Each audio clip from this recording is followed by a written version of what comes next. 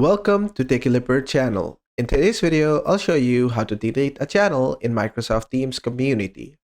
So at first, just go ahead and open up your Microsoft Teams. Then from the left-hand navigation bar, just go inside communities. And if you already have a community created, that's good. But if you don't, just click on create community and create your own community.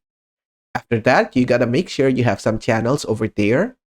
And then just go to the channel which you want to delete and hover over it and get the more options or the three-dot icon over here. Then just click on it and you'll get an option called delete channel. Be very careful because clicking this will delete your channel. And if you're sure that you want to delete your channel, just click on it. And it's going to give you a confirmation, delete the channel. Are you sure you want to delete it? This will permanently delete all the posts, files, and other contents inside this channel. If you're sure, just click on delete.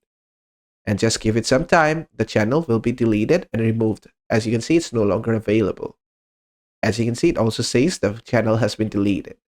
And that is how to delete a channel in Microsoft Teams community.